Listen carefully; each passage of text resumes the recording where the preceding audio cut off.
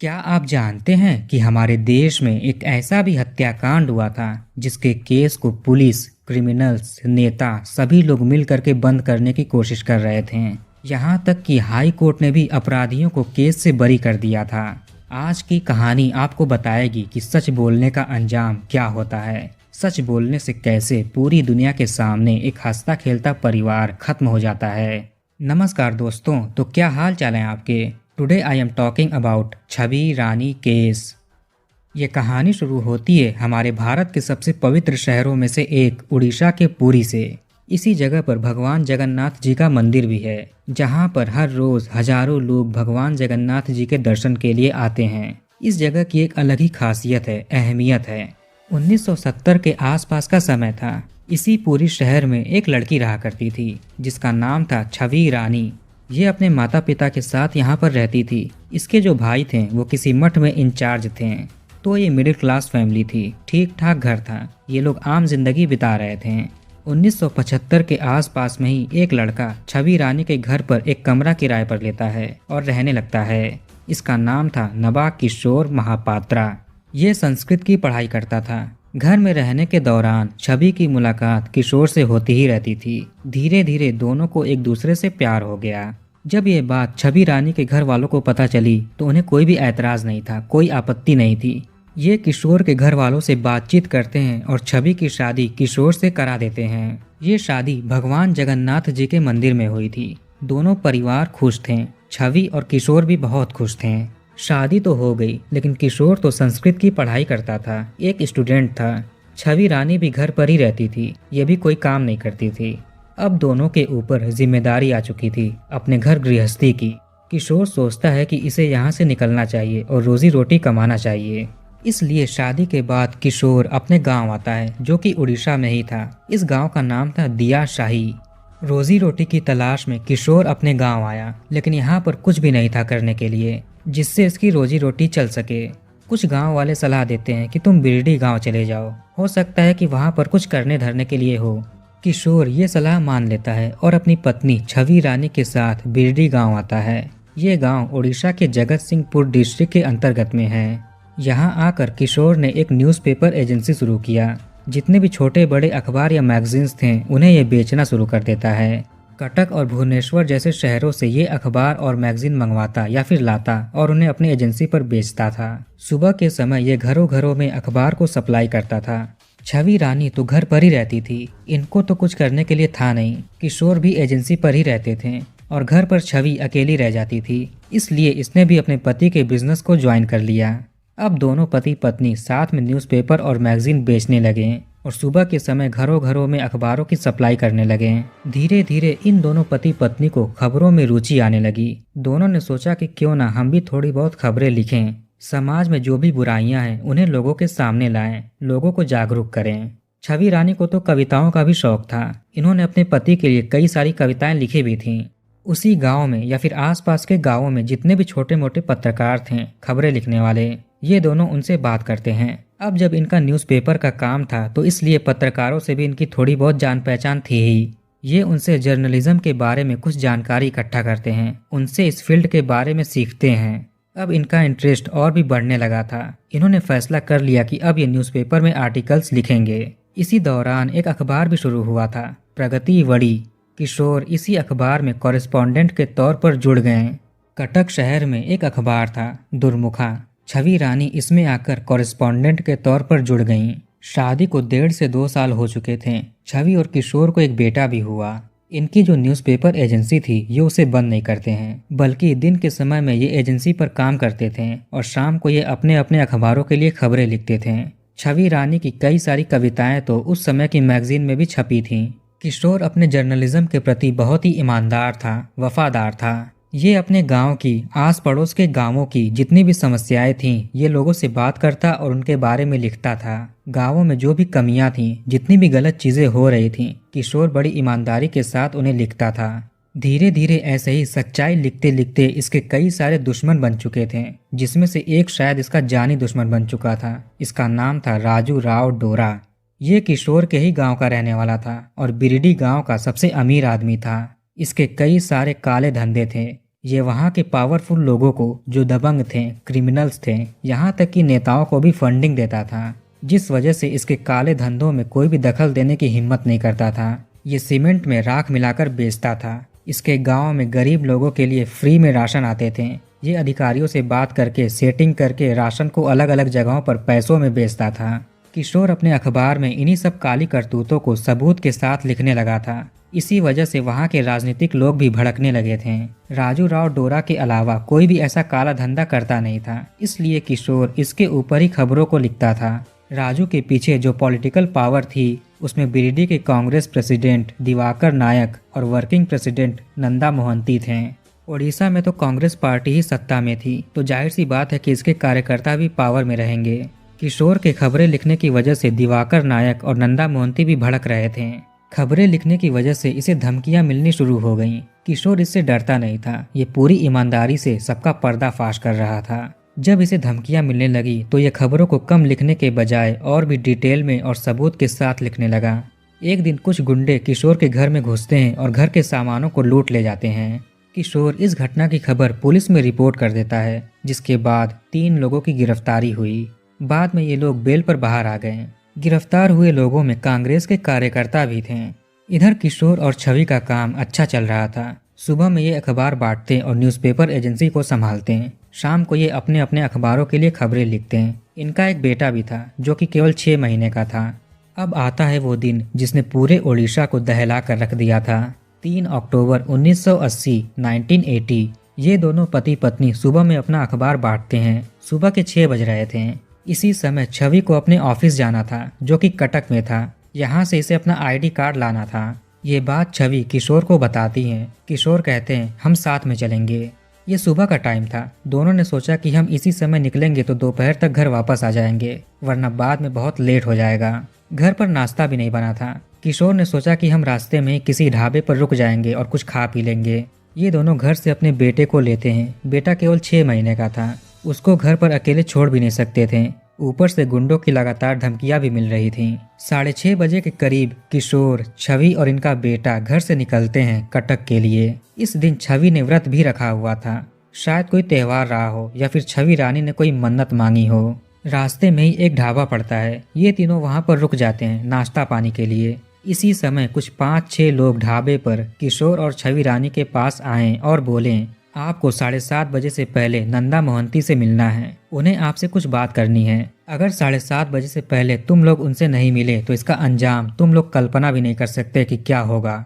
ये दोनों कहते हैं कि हम कटक जा रहे हैं, दोपहर तक घर वापस आ जाएंगे, उसके बाद हम नंदा मोहंती से मिल लेंगे। सामने खड़े लोग मानते नहीं हैं। उनके अंदाज से ऐसा लग रहा था कि ये कुछ भी गलत कर सकते हैं। इसलिए छवि रानी अपने पति किशोर को मनाती हैं कि हम कल कटक चले जाएंगे, आज तुम नंदा मोहंती से मिल लो। अपने परिवार की सुरक्षा के लिए किशोर छवि की बात मान लेता है और सामने खड़े उन लोगों से कहता है, ठीक है, मैं 7:30 बजे से पहले नंदा मोहंती से मिलने आ जाऊंगा। अब ये लोग वहाँ से चले जाते हैं। छवि और किशोर भी अपने बच्चे के साथ बस स्टेशन जाने के बजाय घर की तरफ चल पड़ते हैं। कुछ ही मिनटों में ये अपने घर पहुँच गए। पीछे पीछे वो 5-6 लोग भी आ गए जो कि ढाबे पर मिले थे। इन लोगों ने अपना चाकू बाहर निकाला और गालियां देते हुए छवि रानी और 6 महीने के बच्चे को घर के अंदर बंद कर दिया। इसके बाद ये बाहर किशोर की पिटाई शुरू कर देते हैं। पिटाई करने के दौरान कुछ और लोग भी वहां पर आते हैं किशोर को पीटने के लिए। इसमें सुधीर परिदा नाम का एक आदमी था जो कि कांग्रेस का नेता था। एक वीर मानिया नाम का शख्स था जो कि इल्लीगल शराब का व्यापारी था। एक तरह से शराब का माफिया समझ लीजिए। इनके अलावा भी कुछ लोग थे। अब सभी लोग मिलकर किशोर को बुरी तरह से पीट रहे थे। अंदर से पत्नी दरवाजे के दरार से सारी घटना को होते हुए देख रही थी और चिल्ला रही थी, रो रही थी। 10 से 15 मिनट के बाद नंदा मोहंती वहां पर पहुंचता है। ये उन लोगों से कहता है, तुम लोग इसको मेरे ऑफिस लेकर चलो। अब ये लोग किशोर को मारते पीटते बिरडी के गांव में ही कांग्रेस ऑफिस ले आते हैं। इसे कुर्सी पर बिठाया गया और खूब पीटा गया। ये कहते हैं कि तुम्हारे घर पर जब चोरी हुई थी तुमने पुलिस में रिपोर्ट लिखाई थी, उसमें तुमने हमारे कार्यकर्ताओं का नाम क्यों दर्ज कराया, उस केस को तुम वापस लो। ये कहते हुए वो गुंडे किशोर को बुरी तरह से मार रहे थे। सुबह से किशोर को पीट रहे थे। अब दोपहर हो गया। ये लोग किशोर को उसी ऑफिस में बंद करके अपने अपने घर चले गए। किशोर सुबह से कुछ भी नहीं खाया था, पानी तक नहीं पिया था। धीरे धीरे शाम हो गया। शाम के करीब 5 बजे नंदा मोहंती अपने ऑफिस आता है जहाँ पर किशोर को इन्होंने बंद किया था। नंदा मोहंती किशोर से कहता है, आज रात तुम और तुम्हारा परिवार इस गांव में दिखना नहीं चाहिए, वरना इसका अंजाम तुमको पता चल ही गया होगा। किशोर बुरी तरह से घायल कुर्सी पर बैठा हुआ था। ये कहता है, हमें सुबह तक का टाइम दे दीजिए, हम सुबह सुबह ही गांव छोड़कर चले जाएंगे। अभी रात होने वाली है, चारों तरफ जंगल ही जंगल है, हम कहाँ जाएं? नंदा कहता है, तुमको आज रात को ही गांव छोड़ना पड़ेगा। इसके बाद नंदा किशोर को ऑफिस से बाहर कर देता है। जैसे तैसे किशोर गिरते पड़ते अपने घर पहुंचता है। घर पर छवि अपने बच्चे के साथ पति का इंतजार कर रही थी। किशोर घर पर आता है, बाहर खटिया बिछा हुआ था। किशोर वहीं पर बैठ जाता है और अपनी पत्नी से कहता है, हमें आज रात को ही गांव छोड़ना पड़ेगा, वरना ये लोग हमें जिंदा नहीं छोड़ेंगे। 5:30 बजे तक किशोर घर पर आया था। छवि और किशोर गांव छोड़ने वाली बात कर रहे थे। छवि भी बहुत डरी हुई थी। ये गांव छोड़ने के लिए तैयार हो गई। इसी में 6 बज गया। किशोर हाथ पैर धोता है, कुछ खाता है। शाम के 7 बजे ये दोनों लोग यानी कि छवि और किशोर अपने 6 महीने के बेटे को साथ लेकर घर से निकलते हैं। इन्होंने कोई सामान नहीं लिया। सोचा कि जब मामला ठंडा हो जाएगा तो ये घर पर वापस आ जाएंगे। इसलिए इन्होंने कुछ जरूरत की चीजें ली और घर पर ताला लगाकर चल पड़ते हैं। किशोर की हालत ठीक नहीं थी, इसलिए छवि ने बच्चे को गोद लिया हुआ था। धीरे धीरे रात हो रही थी। ये 1980 का समय था, उतनी लाइट वगैरह भी नहीं हुआ करती थी। चलते चलते रास्ते में एक नदी पड़ती है जिसका नाम था बिलू अखाई। ये तीनों इस नदी के पास पहुंचते हैं। सामने लकड़ी का पुल भी बना हुआ था। चलते चलते ये थक चुके थे। ऊपर से दोनों ने सुबह से कुछ ढंग का खाया भी नहीं था जिससे एनर्जी मिल सके। अब ये दोनों नदी में अपना हाथ पैर धोते हैं। बच्चे को छवि थोड़ा दूध पिलाती हैं। 10 से 12 मिनट नदी के पास रुकने के बाद ये लोग पुल से नदी को पार करते हैं। लकड़ी का पुल था तो हिल रहा था। इन्होंने पुल को पार किया। जैसे ही पुल पार किया वो पुल और ज्यादा हिलने लगा था। ऊपर से घनघोर अंधेरा भी छाया हुआ था। ये दोनों पीछे मुड़कर देखते हैं। वहां से कुछ लोग पुल पर चलते हुए आ रहे थे। टोटल 8 लोग थे। चूंकि सुबह से ही छवि और किशोर गुंडों को झेल रहे थे, इसलिए ये दोनों उन्हें पहचान गए थे। वो 8 वही गुंडे थे जो पुल से आ रहे थे। ये अब समझ चुके थे कि वो उन्हें मारने के लिए आ रहे हैं। अब ये लोग भागना शुरू करते हैं। पैरों की आहट सुनकर वो गुंडे भी दौड़ाना शुरू कर देते हैं। आखिर ये दोनों कितना भागेंगे, सुबह से तो सब कुछ झेले ही रहे हैं। इन्होंने कोई अनाज भी नहीं खाया था। चलते चलते थक भी चुके थे और छवि के हाथ में तो बच्चा भी था। किशोर तो पहले से ही घायल था, ढंग से चल भी नहीं पा रहा था। थोड़ी दूर भागने के बाद छवि अपने पति के हाथ में बच्चे को देती है और कहती है, मैं इनको देखती हूँ, आप इसे लेकर कहीं छुप जाइए। किशोर मना करते हैं। छवि इनको कसम देती है, कहती है कि ये हमारे साथ साथ बच्चे को भी मार डालेंगे। ये अपने पति से बहुत मिन्नतें करती है, समझाती है। उधर से गुंडे करीब आ रहे थे। छवि रानी अपने पति को बच्चे के साथ कहीं छुपने के लिए जिद करने लगी। किशोर बच्चे को लेकर के करीब 20 फीट दूर तक जाते हैं और एक झाड़ी में छिप जाते हैं। इसी दौरान वो गुंडे छवि रानी के पास आ गए और इसे घेर लिए। वहां पर किशोर नहीं था। कुछ गुंडे किशोर को आसपास ढूंढते हैं, किशोर नहीं मिलता है। अब ये लोग भी छवि रानी के पास आते हैं। छवि रानी ने साड़ी पहनी हुई थी, लाल और पीले रंग की। ये गुंडे छवि रानी को घेर करके मारते पीटते हैं और उसका गैंग रेप करते हैं। उधर से किशोर इस घटना को होते हुए देख रहा था। इसे लगा कि अब ये छवि को नहीं छोड़ेंगे। अब किशोर अपने बच्चे को साथ लेकर के तेजी से भागता है मदद के लिए। घंटों भटकने के बाद ये पड़ोस के गांव में पहुंचता है। इस गांव का नाम था कुकुंदरा गांव। यहाँ किशोर का एक दोस्त रहता था। ये दोस्त के घर पर आया, दोस्त को सारी घटना बताई। किशोर अपने बच्चे को दोस्त की पत्नी को दे देते हैं संभालने के लिए। अब किशोर और इसके दोस्त कुकुंदरा गांव के मुखिया के पास जाते हैं। इस गांव के मुखिया किशोर को अच्छी तरह से जानते थे क्योंकि इसके आर्टिकल्स वो पढ़ते थे और पसंद भी करते थे। इन्हें किशोर ने अपनी आपबीती बताई। मुखिया की आवाज से करीब 200 लोग इकट्ठा हो गए। रात के 10:30 बज चुके थे। लालटेन लेकर के गांव वाले और किशोर उस नदी के पास जाते हैं जहां पर छवि रानी को उन गुंडों ने पकड़ा हुआ था। यहां आकर सभी ने देखा, वहां पर कोई नहीं था, लेकिन नदी किनारे एक लाश पड़ी हुई थी। किशोर बॉडी को देखते ही पहचान गया कि ये किसकी लाश है।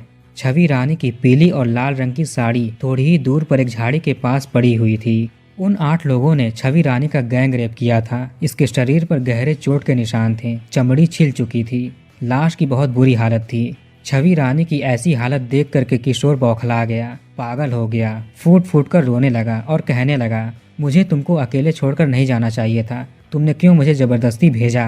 कुछ गांव वाले इसे संभालते हैं, समझाते बुझाते हैं। इसके बाद कुछ लोग किशोर को पास के पोस्ट ऑफिस में लेकर जाते हैं जो कि 5 किलोमीटर दूर था। यहाँ से किशोर टेलीफोन के जरिए पुलिस स्टेशन में फ़ोन करता है। 1980 में कहाँ किसी गांव में टेलीफोन की सुविधा होती थी, केवल सरकारी दफ्तरों में होता था या फिर अमीर लोगों के पास होता था। रात के 1 बज चुके थे। किशोर पुलिस को फ़ोन करता है। इस समय सेकंड ऑफिसर फ़ोन को उठाते हैं। यही उस पुलिस स्टेशन के इंचार्ज थे। किशोर अपनी पूरी घटना उस ऑफिसर को बताता है। ऑफिसर कहते हैं ठीक है, हम अभी पहुंच रहे हैं। इसके बाद किशोर गांव वालों के साथ उसी नदी के पास वापस आ गया और पुलिस का इंतजार करने लगा। रात के 1 बजे से सुबह के 8 बज चुके थे, लेकिन पुलिस अभी तक वहां पर नहीं आई थी। लाश अभी भी वहीं पर पड़ी हुई थी। किशोर गांव वालों से बात करके जगत सिंहपुर पुलिस थाने जाता है। थाने आकर किशोर ने देखा कि वहां पर कोई नहीं था, केवल कुछ सफाई कर्मी थे और 1-2 पुलिस कांस्टेबल्स थे। किशोर कांस्टेबल से रिपोर्ट लिखने के लिए कहता है। वो कहते हैं आपको बड़े साहब से मिलना चाहिए, लेकिन वो तो अभी अपने घर पर हैं, आप बाद में आ जाइएगा। अब किशोर इंस्पेक्टर के क्वार्टर पर पहुंचते हैं। यहाँ पर सादी वर्दी में एसपी भी बैठे हुए थे। एसपी यानी कि superintendent of police. Kishore SP को रो रो कर छवि रानी के बारे में बताते हैं। एसपी कहते हैं आप थाने पहुंचिए, हम आ रहे हैं। अब किशोर दौड़ते भागते थाने पहुंचते हैं और एसपी साहब का इंतजार करते हैं। कुछ 15 मिनट के बाद एसपी साहब और इंस्पेक्टर वहां पर आते हैं। किशोर एसपी से कहते हैं मैंने कल रात को ही यहाँ पर फ़ोन किया था, लेकिन कोई भी पुलिस वाला हमारी मदद के लिए नहीं आया। एसपी कहते हैं आप एफआईआर लिखाइए। किशोर इंस्पेक्टर से एफआईआर लिखवाते हैं। अब जब अपराधियों के बारे में पूछा गया तो किशोर ने सबका नाम ले लिया। साथ में बिरडी गांव के कांग्रेस वर्किंग प्रेसिडेंट नंदा मोहंती का भी नाम ले लेते हैं। ये नाम सुनते ही इंस्पेक्टर की पेन वहीं पर रुक जाती है। इंस्पेक्टर कहते हैं हम एफआईआर लिख लेंगे और एक्शन भी लेंगे, लेकिन तुम नंदा मोहंती का नाम दर्ज मत कराओ। ये सब कुछ एसपी के सामने चल रहा था। इंस्पेक्टर मोहंती का नाम लिखने से मना कर रहे थे। फिर भी किशोर बार बार कह रहा था कि मेरी पत्नी की मौत उसके वजह से ही हुई थी, उसने ही मेरी पत्नी को मारा है अपने गैंग के साथ मिल करके। इंस्पेक्टर ये सुनकर गुस्सा हो जाते हैं और सुपरिटेंडेंट ऑफ पुलिस के सामने ही एफआईआर को फाड़ देते हैं। किशोर सबके सामने गिड़गिड़ाता रहा, लेकिन कोई नहीं माना। अब किशोर उसी नदी किनारे वापस से आ गया जहाँ पर छवि रानी की बॉडी थी। किशोर गाँव वालों से पुलिस की ये हरकत बताते हैं। इसके बाद गांव वाले गुस्से से तिलमिला उठे और राजू राव डोरा का घर जला दिया। ये वही आदमी है जिसकी वजह से सब कुछ शुरू हुआ था। इसी के बारे में किशोर पर्दाफाश कर रहे थे। लाश 36 घंटों से नदी के किनारे पड़ी हुई थी। पुलिस को लगा कि गांव वाले अब कुछ भी कर सकते हैं, कहीं पुलिस स्टेशन को ही न जला दें। अब ये लोग एक्शन में आते हैं। 36 घंटे के बाद पहली बार पुलिस उस जंगल में आती है और छवि रानी की बॉडी को उठा करके पोस्टमार्टम के लिए ले जाती है सरकारी हॉस्पिटल में। लेकिन अभी भी पुलिस रिपोर्ट नहीं लिख रही थी। अपराधियों का नाम किशोर ने बता तो दिया था, लेकिन किसी की भी गिरफ्तारी नहीं हुई थी। वहाँ के एसएसपी किशोर से कहते हैं तुम्हारी जान को खतरा है, हम तुम्हारी सुरक्षा करेंगे, इसलिए तुम कस्टडी में आ जाओ। किशोर ने एसएसपी की बात मान ली और कस्टडी में आ गया। पुलिस इसको कैद कर लेती है। असल में सच्चाई ये थी कि किशोर मीडिया के सामने कहीं सबका नाम न उगल दे, इसलिए पुलिस ने धोखे से किशोर को गिरफ्तार कर लिया। समय बीत रहा था, पुलिस एफआईआर नहीं लिख रही थी। किशोर कस्टडी में था। एक दिन अचानक से पुलिस ने किशोर को छोड़ दिया। अब किशोर कुकुंदरा गांव जाने लगता है, जहां पर इसके दोस्त का घर था और यहीं पर इसने अपने बच्चे को संभालने के लिए दिया था। रास्ते में ही एक एम्बेसडर कार रुकती है। किशोर को उसमें बिठाते हैं और गाड़ी चल पड़ती है। गाड़ी में बैठे लोग किशोर से एक कागज पर साइन करवाते हैं और उसकी एक ऑडियो रिकॉर्डिंग करते हैं। उससे ये कहलवाते हैं कि नंदा मोहंती का इस केस से कोई भी लेना देना नहीं है, तुम्हारे और उसके बीच में अच्छे संबंध हैं। किशोर मजबूरी में सब कुछ कर देता है। इसके बाद ये लोग किशोर को एक इंजेक्शन लगाते हैं, जिसके बाद ये बेहोश हो गया। बेहोशी की हालत में ये लोग उसे रोड पर ही छोड़कर चले जाते हैं। थोड़ी देर बाद राहगीर लोग किशोर को देखते हैं, इसे सरकारी हॉस्पिटल में लेकर आते हैं और एडमिट करते हैं। उस इंजेक्शन में ऐसी दवाई डाली गई थी जिसके बाद किशोर हफ्तों तक खून की उल्टियाँ करता रहा। महीनों तक ये हॉस्पिटल में भर्ती रहा। अभी तक पुलिस इस केस की रिपोर्ट दर्ज नहीं कर रही थी। किशोर जिस अखबार के लिए खबरें लिखता था उसके संपादक मिलते हैं। वो कहते हैं कि हम तुम्हारी कहानी को अखबार में छापेंगे। ये छापते भी हैं। इसी बीच पुलिस वालों का लगातार प्रेशर था कि नंदा मोहंती का नाम इस केस से हटाओ। यहाँ तक कि हाई रैंक के पुलिस ऑफिसर्स भी प्रेशर दे रहे थे। किशोर को 50,000 रुपये का लालच भी दिया गया था। धीरे धीरे किशोर कन्विंस होने लगा था, पुलिस की बात मानने लगा था। पुलिस वाले कहते हैं तुम मजिस्ट्रेट के पास चलो और बयान दो कि इस केस में नंदा मोहंती और दिवाकर नायक का कोई भी रोल नहीं है। किशोर कहता है ठीक है, आप जैसा चाहो मैं बोल दूंगा। अब पुलिस वाले किशोर को मजिस्ट्रेट के पास लेकर जाते हैं। सबको लगा कि अब झंझट खत्म हो जाएगा, लेकिन जैसे ही किशोर के सामने मजिस्ट्रेट आए, किशोर पूरी सच्चाई उनको बता देता है। साथ में हर एक का नाम भी बता देता है जिन्होंने इसकी पत्नी की हत्या की थी। अब पुलिस की हालत खराब हो गई, इन्हें मजबूरन केस को दर्ज करना पड़ा। लेकिन अभी भी ये किशोर से कहते हैं कि तुम इन लोगों का नाम दर्ज मत कराओ। इसे बहुत समझाते हैं, ये कहता है ठीक है, आप जैसा कहो मैं बोल दूंगा। मजिस्ट्रेट को गवाही देने के तीसरे दिन एक प्रेस कॉन्फ्रेंस किया जाता है जिसमें अलग अलग मीडिया के लोग भी शामिल थे। पुलिस किशोर को इनके सामने लाती है। यहाँ पर भी किशोर ने पूरी मीडिया के सामने सारी सच्चाई खोल कर रख दी। इन्होंने जो कुछ भी अपनी आंखों से सामने होते हुए देखा था, सब कुछ ये मीडिया को बता देते हैं और उन अपराधियों की पूरी जानकारी भी दे देते हैं, नाम पता के साथ। जब ये सारी खबर न्यूज में आई, अखबारों में छपी, रेडियो के जरिए लोगों तक पहुंची तो पूरा बवाल मच गया। सभी लोगों को पता चल गया कि ओडिशा के इस गांव में आखिर हुआ क्या है। इसके बाद ये केस क्राइम ब्रांच को सौंप दिया जाता है। क्राइम ब्रांच अपने यहाँ पर केस को दर्ज करती है, इन्वेस्टिगेशन शुरू करती है। सेशन कोर्ट में इसकी सुनवाई शुरू हुई। 3 अक्टूबर 1980 को यह सारा कांड हुआ था। 1985 में यानी कि 1985 में सेशन कोर्ट ने इन 8 लोगों को उम्र कैद की सजा दे दी। अब इन 8 ने इस केस को हाई कोर्ट में चैलेंज कर दिया। लगातार किशोर को धमकियां मिल ही रही थीं। वहां के नेता, पुलिस वाले और दबंग लोग अपनी एड़ी चोटी का जोर लगाकर इस केस को बंद करने की कोशिश कर रहे थे। ओडिशा हाई कोर्ट में सारी सुनवाई होती है। 1993 में यानी कि 1993 में हाई कोर्ट ने अपना फैसला सुनाया, जिसके बाद जनता ने कहा ऐसा शर्मनाक फैसला शायद भारत के इतिहास में पहली बार हुआ है। लोगों ने कोर्ट को बहुत बुरा भला भी कहा। हाई कोर्ट ने उन 8 लोगों को जिन्होंने छवि रानी का गैंग रेप और मर्डर किया, जिसको किशोर यानी कि छवि रानी के पति चीख चीख कर बोल रहे थे, सब कुछ इनकी आंखों के सामने हुआ था। इनके ही सामने कोर्ट ने उन 8 के 8 को इस केस से बरी कर दिया। ये था उस समय का कानून। हाई कोर्ट के इस फैसले ने किशोर की हिम्मत को तोड़ दिया। अदालत से इनका भरोसा उठ गया। ये सब कानूनी लड़ाई में किशोर के करीब 1 से 1.5 लाख रुपए खर्च हो चुके थे। ये उस समय के हिसाब से बहुत बड़ी रकम थी। इसी दौरान छवि रानी के दुख से किशोर को बाहर निकालने के लिए घर वालों ने इसकी दूसरी शादी करा दी। हाई कोर्ट के ऐसे फैसले ने इस केस को नेशनल मीडिया में हेडलाइन बना दिया, जिसके बाद कुछ प्रभावशाली लोग किशोर के साथ आते हैं, सुप्रीम कोर्ट में अर्जी लगाते हैं। यहाँ पर भी सुनवाई होती है। 29 अप्रैल 2002 इस दिन सुप्रीम कोर्ट ने उन 8 लोगों में से 4 को उम्र कैद की सजा दे दी। 22 साल तक ये जेल में रहेंगे। बाकी के 3 बिरडी गांव के कांग्रेस प्रेसिडेंट दिवाकर नायक, वर्किंग प्रेसिडेंट नंदा मोहंती और राजू राव डोरा को इस केस से बरी कर दिया। उन पुलिस वालों पर भी कोई एक्शन नहीं लिया जाता है जो लगातार इस केस को वापस लेने का प्रेशर दे रहे थे, नाम बदलने का प्रेशर दे रहे थे। इन पुलिस वालों में इंस्पेक्टर, एसपी, एसएसपी और डीआईजी भी शामिल थे। बाद में स्टेट गवर्नमेंट ने किशोर को फॉरेस्ट डिपार्टमेंट में एक नौकरी दे दी। किशोर की दूसरी शादी के बाद इसको एक बेटी भी पैदा होती है। 22 सालों के बाद कानून की ये लड़ाई खत्म हो जाती है। 6 महीने का बेटा 22 साल का हो चुका था। फिलहाल इनके बेटे दिल्ली में कोई बिजनेस करते हैं, ऐसा कुछ न्यूज़ आर्टिकल्स में लिखा हुआ है, और कुछ में लिखा हुआ है कि बेटे को भी स्टेट गवर्नमेंट ने सरकारी नौकरी दे दी थी। किशोर ने आज तक अपने उस गांव में यानी कि बिरडी गांव में कभी कदम नहीं रखा। तो कहानी को यहीं पर खत्म करते हैं। अब कमेंट करके बताइए कि वीडियो आपको कैसा लगा। इस वीडियो को लाइक और शेयर जरूर करिए और हमारे चैनल को सब्सक्राइब करके बेल आइकन ऑन कर लीजिए। मिलते हैं नेक्स्ट वीडियो में।